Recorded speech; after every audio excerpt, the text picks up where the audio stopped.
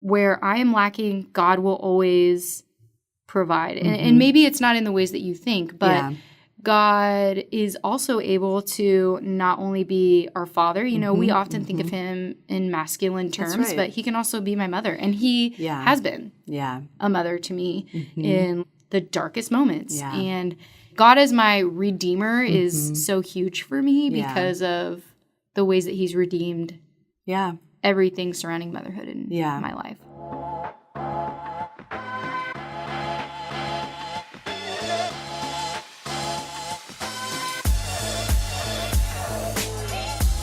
Have you ever been in a conversation where you can tell the other person isn't listening?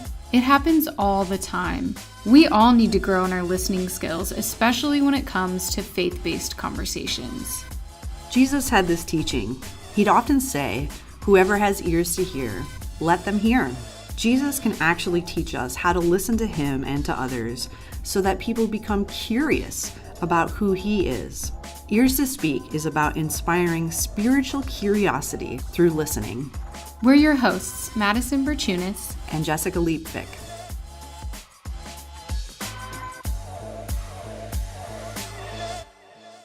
We are continuing with our little bonus episodes here of our stories. This is Jessica, and today Madison's going to share about her story. And we wanted to invite you guys just to know a little bit more about who we are, who Jesus is in our lives, and who we're praying for him to be in your lives.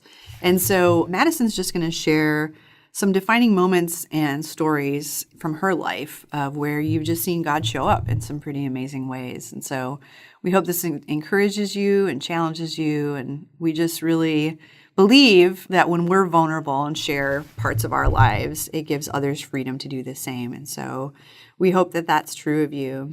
So Maddison, why don't you share with us just some kind of defining moments and stories from your faith journey and what it's been like for you? Sure. So I'm going to take y'all way back. Taking it back to the old school, because I'm an old school. I think I always sing that. I think I always sing that on our podcast. You do. I mean, I think it's been at least one time. Yeah. I listen to a lot of 90s hip-hop. Yes.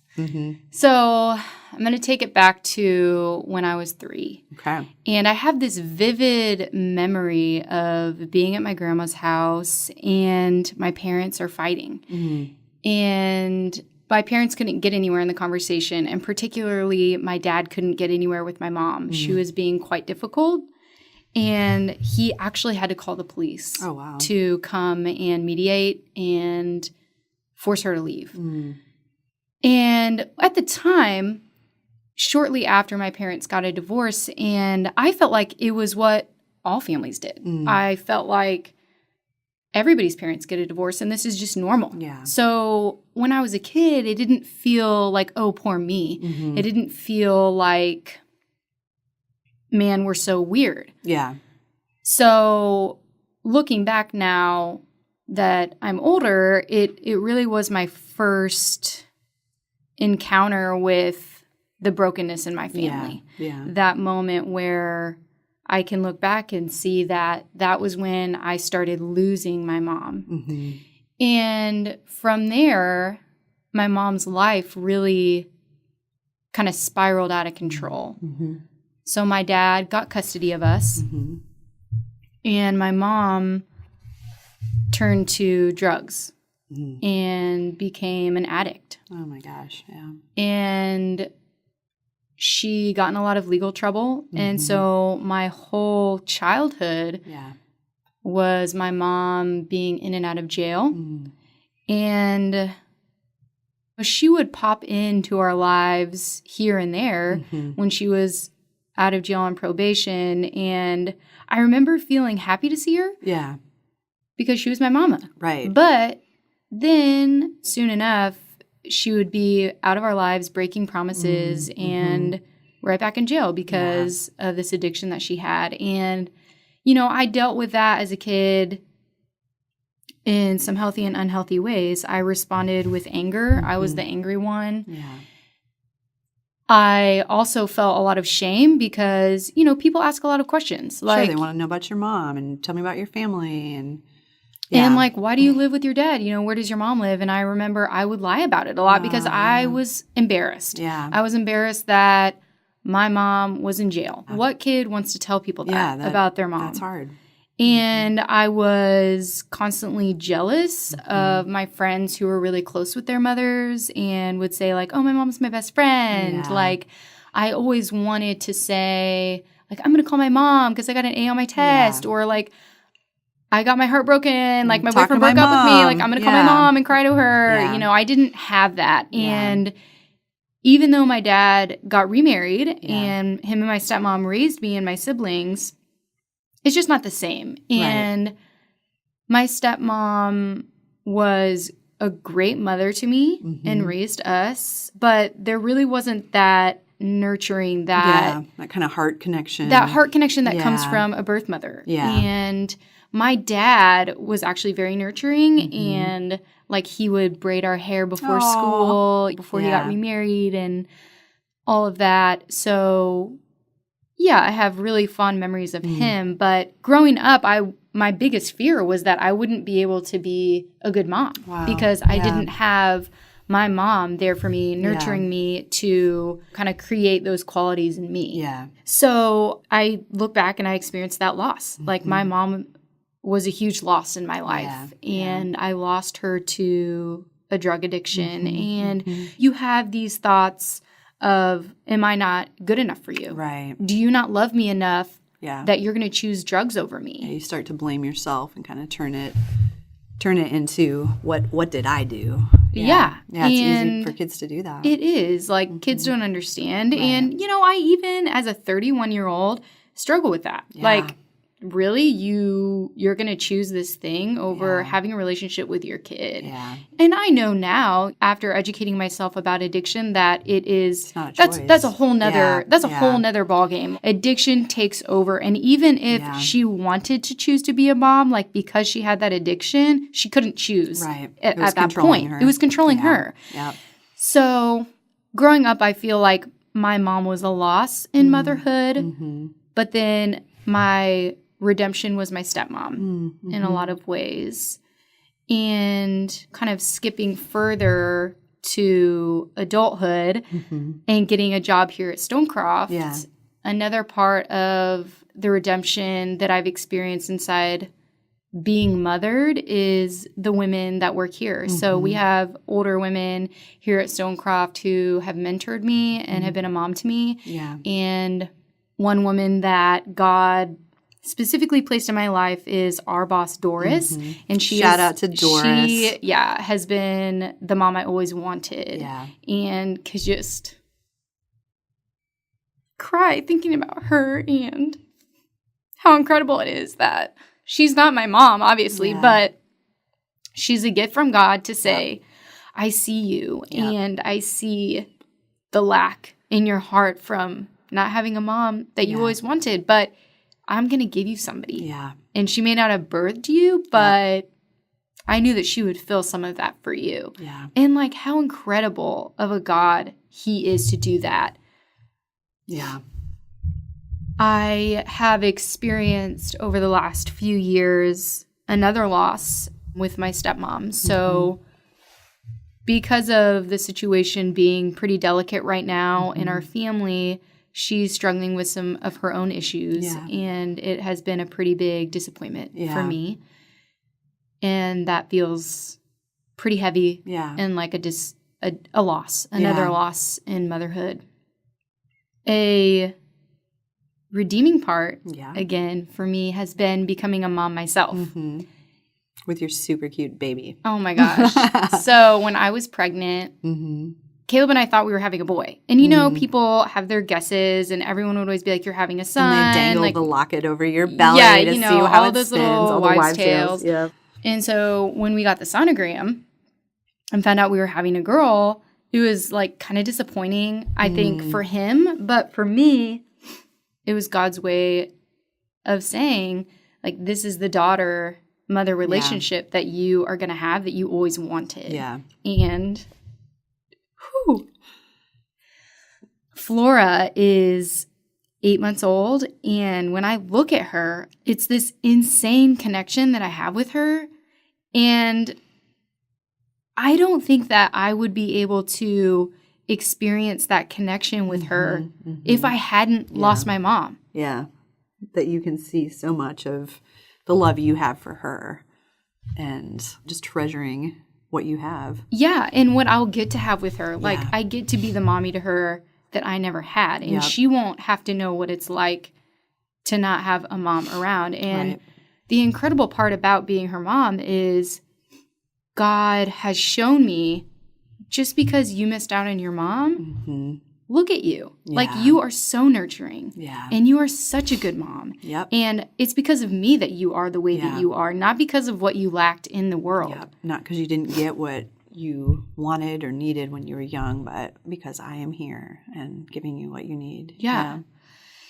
And looking back on my life and everything that I've experienced inside of motherhood, I can see little snippets of where God has formed me. Throughout college, I mentored some younger women, and I could see that love coming up for them like a daughter, and kind of could think to myself, like, okay, maybe I can be a mom. Like, maybe I don't need to be scared of it. Yeah. And now it's like, what was I scared about? You know? Now that I have an 8-month-old, it's been amazing to see even more God's love for me and the gifts that he has given me. But when I was about 4 months pregnant, I got a call from Division of Family Services. And at this point, my mom had a 6-year-old daughter, my sister, Mia. And everyone has heard me talk about her on our episodes before, so this is kind of giving some more context to that story. Sure. And a lot of our listeners may know that me and my husband have been fostering my 7-year-old sister. So on that day, 4 months pregnant, got the call from Family Services that they were going to be removing Mia from my mom's home and asked if I would come get her. Yeah. Now, at this point, she was 6 years old, okay? When I found out that my mom was pregnant, I just knew that that day would come. Yeah. That I would likely adopt my sister someday. Yep. And I had hoped that it would have been sooner, like when she was a baby or whatever. Right. But it happened when she was 6. Yeah. So we've had Mia. We've been fostering her for a year now. Yeah. She's 7. And we are now officially adopting her.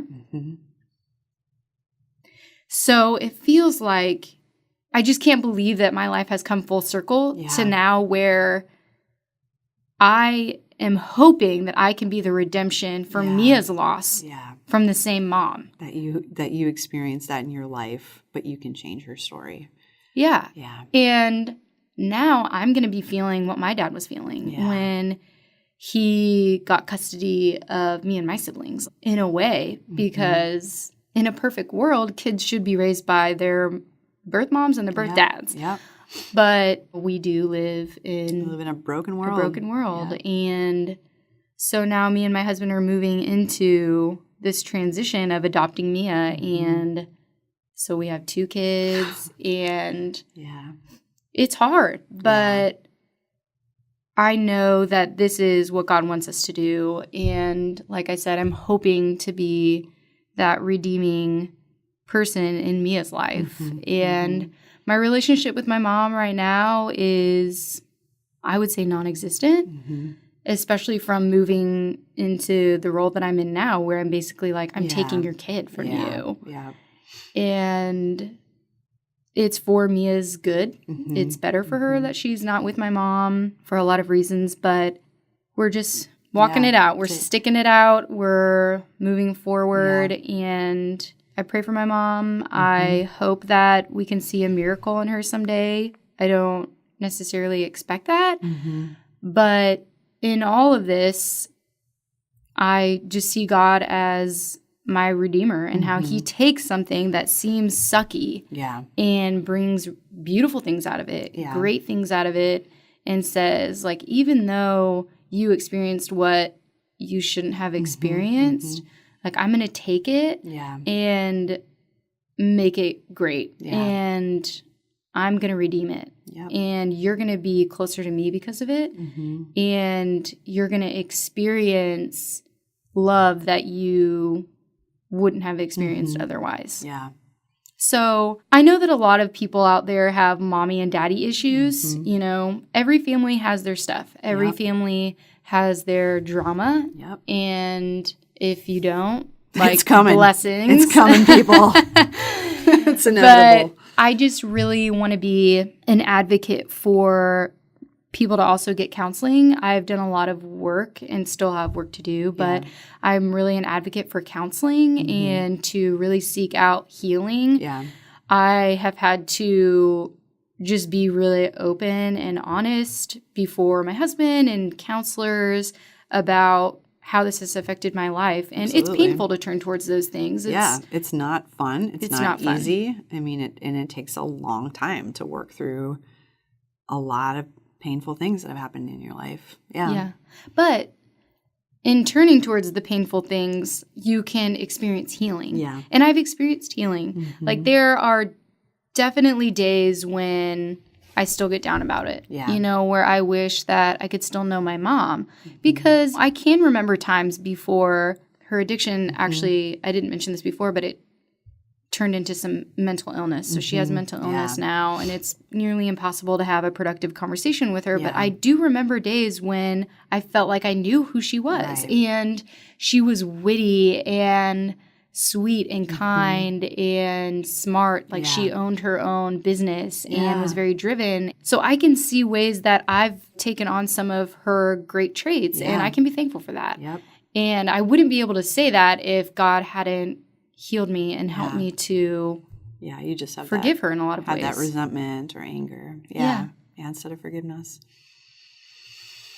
So here we are. It's a lot of hard, painful things, but I really love that you can see all those moments of redemption in your story of God redeeming you and bringing people into your life who could serve as mother figures, you know, or mothering to girls in college that needed someone older to walk with them. And when you were talking about that, it made me think of this quote from this author, Annie Downs, who's a single woman but mentors a lot of girls. And she had this quote I heard a while ago that not all of us are called to be mothers, but all of us are called to mothering. And I just loved that when she spoke that, because it's true. A lot of people have really hard, painful things in their relationships with their moms or their dads, and God can redeem that. And your story today is very much about God giving you amazing gifts like your daughter Flora and these girls to mentor. And even the situation with Mia,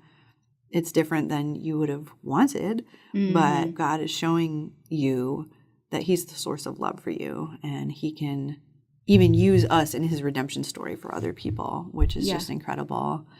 How do you think these things that have happened to you have shaped your perspective of God? I want to answer your question, but first, while you were talking, I realized I cannot believe I forgot to mention my mother-in-law. So she is another part of the redemptive story that God has given me. And so my mother-in-law is another mom to me, and she is incredible. And I know that a lot of people can't say that about their mother-in-laws. Your mother-in-law is pretty dope, though. She's amazing. You know her.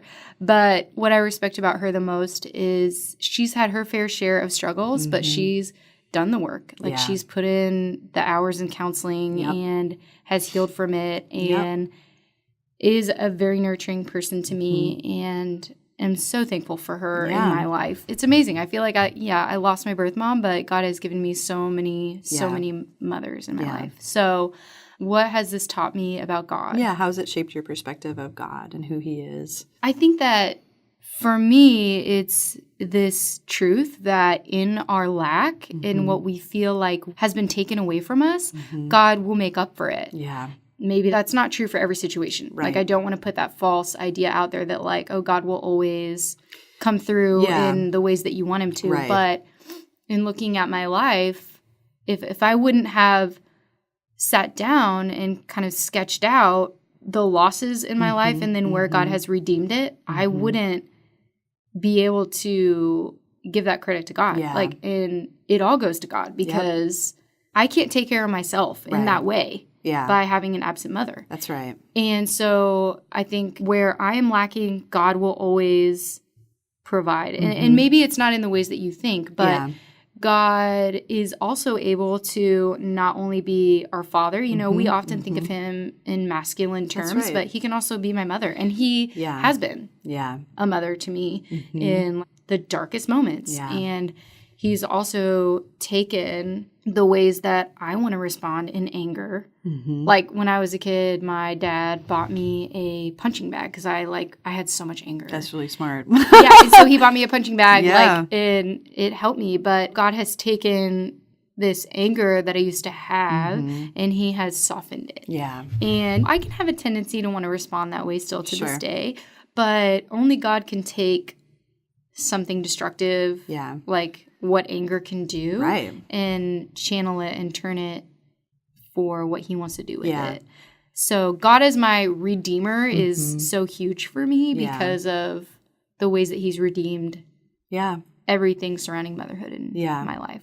I keep thinking about the story of Joseph in the Bible, of, you know, him being abandoned by his brothers and sold into slavery, and then God elevating him to this position of power under Pharaoh in Egypt. And that line from Scripture of what Satan intended for evil, God has used for good. And in the hard and painful things, like it's amazing that he's given you the clarity to see that, like that even the horrible, hard, painful things no one would ever choose, that he's still able to take it and use for good.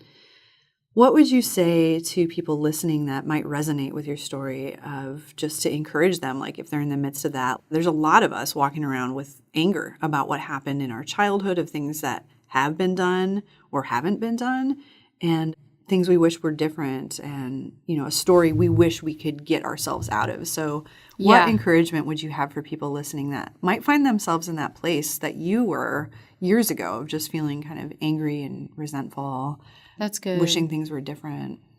I think that perspective is everything. And I will never forget this conversation that I had with my pastor recently. And we were sitting down, and Caleb and I were explaining to him the situation that we have with Mia. And I was being really honest. And I said, you know, all I've ever wanted is a normal family. And I have my whole life kind of fantasized about what my life will be like when I grow out of my family of origin, and I can shape my own family, and I can decide what that's going to be. And to me, that has always been, quote, quote, normal family. And when I told him, like, I'm just mad that I've gotten to this place where my mom, I was being pretty dramatic at the time, but I was like, my mom ruined my life. And then now she is abandoning her child, and we are taking this on. And experiencing it feels, the consequences. And and it feels like, you know, I love Mia. Obviously, we took her in, but it feels like now my life is not this normal thing that I had pictured. That you've hoped for and longed for. And my pastor just looked at me and was like, this word normal that you're using, it does not exist. And there's no such thing as a normal family. So you need to let that go. Wow, that's powerful. And it was what I needed to hear. Like, what am I even saying to myself? Like, normal is not attainable, because normal is honestly shouldn't even be a word. Because I mean, we don't who defines normal? We don't see normal in Scripture. I mean, even in the story of Jesus, like, what the heck? And if you're looking at someone's life and thinking, like, that's normal, that's what I want, like, there's something there that you don't see. Well, it becomes idolatry. It becomes an idol. It's an idol. If I could only have this, my life would be happy, content, you know, full, complete. But when those things start to eclipse, well, actually only God can make us complete. Only God can heal us. Only God can take the hard things in our lives and turn them around to something that is healing and brings Him glory.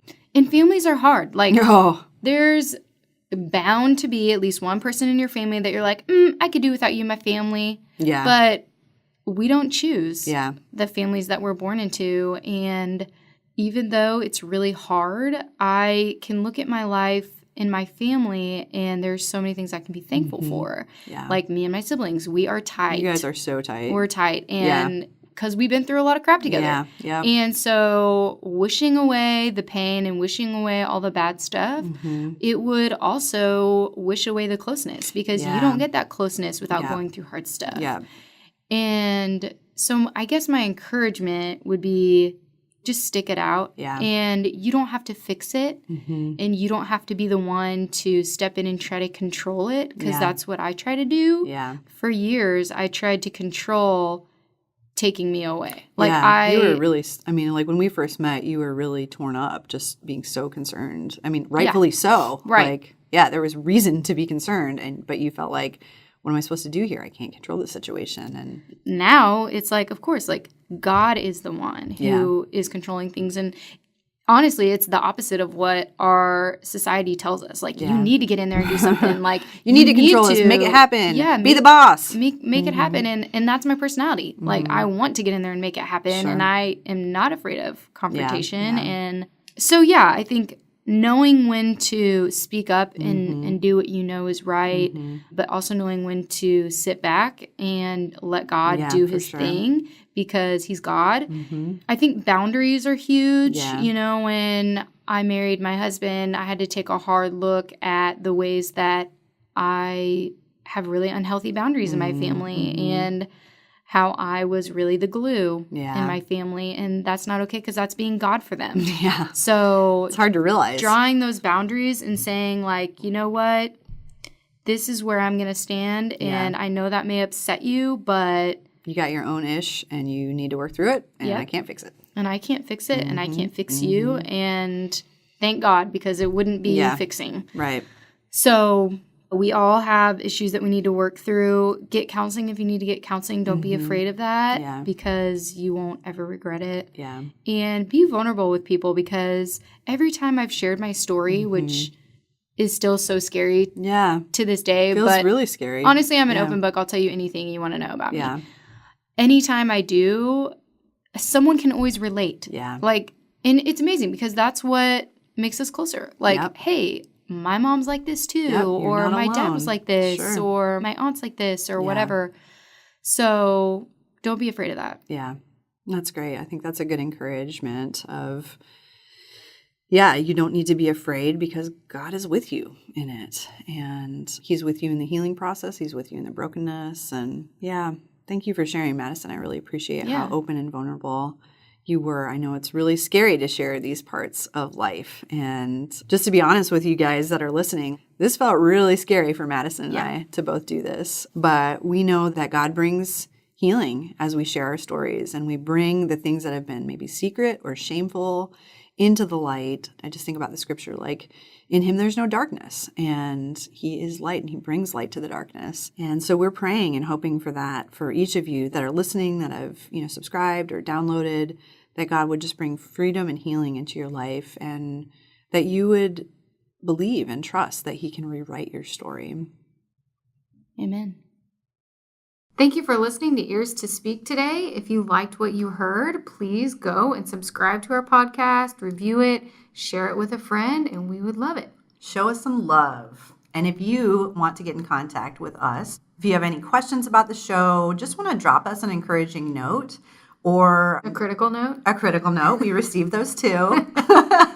We also receive cookies. You can send us an email at connections@stonecroft.org. If you want to find out more resources about how to share your faith, you can go to stonecroft.org and check that out as well. Thank you so much for listening today, and we're looking forward to connecting with you again.